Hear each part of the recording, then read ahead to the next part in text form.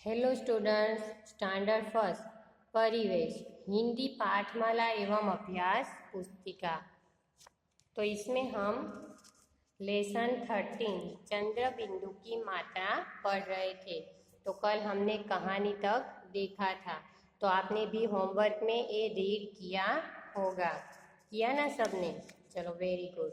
अब हम पढ़ते हैं आगे कि सांप और चीड़ा।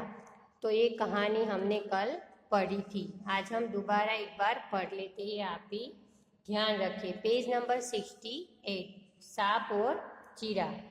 मैं केवल कल समझाया था, आज केवल पढ़ती हूँ। सब अपनी टेक्स्ट बुक में ध्यान रखिए। नदी किनारे एक पेड़ था, उस पेड़ पर चिड़िया और चीड़ा रहते थे। उसी पेड़ के नीचे एक काला सांप भी रहता था। एक बार चिड़िया ने 5 अंडे दिए। एक दिन सांप पेड़ पर चढ़ गया। उसने घोंसले में झांका। वह एक अंडे को उठाने ही वाला था कि चीड़ा चिड़िया वहां आ गए। क्या आपको यहाँ चित्र में भी दिखाई देता है कि नदी किनारे एक पेड़ था और पेड़ के नीचे कौन रहता था? सांप रहता था। तो एक बार क्या हुआ, सांप पेड़ पर चढ़ गया और चीड़ा चिड़िया का जो घोंसला है उसको वो झांकने लगा। झांकना यानी देखने लगा कि वह एक अंडे को उठाने ही वाला था कि चीड़ा चिड़िया वहां आ गए। सांप वहां से भाग गया। अब चिड़िया और चीड़ा अंडों से बच्चे निकलने तक परेशान और चिंतित थे कि अब हम जब बाहर गए हुए हैं तो सांप हमारे अंडों को ले जाएगा। तो इसलिए वो चिंतित थे, परेशान थे। चिड़े ने कहा, अब इस सांप को सबक सिखाना पड़ेगा। फिर वह सारी रात सोचता रहा। उसे एक तरकीब सूझी। तरकीब यानी उपाय सूझा। नदी पर हर रोज रानी सांची और उसकी सखियां नहाने आती थी। चिड़ा नदी के किनारे पहुंचा।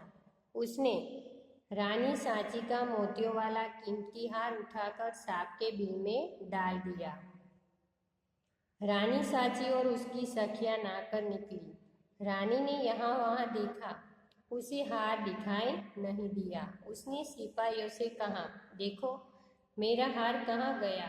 यहाँ पर जरूर कोई है, आसपास ढूंढो कि उसका जो मोतियों वाला कीमती हार था कोई ले गया।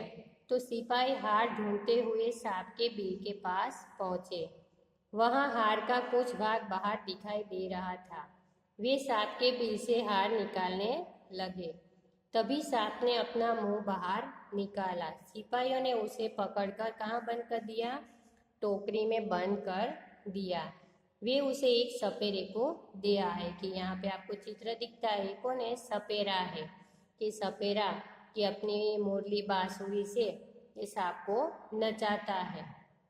उधर चिड़िया और चीड़ा दूर से सब देख रहे थे कि आपको यहाँ चित्र में दिखाई देता है चीड़ा चिड़िया, वो दूर से ये सब देख रहे थे। वो भी खुश हो गए कि खुश होकर चू चू चींची करने लगे। अब जब भी सपेरा सांप को नचाता, चीड़ा और चिड़िया खुश होते।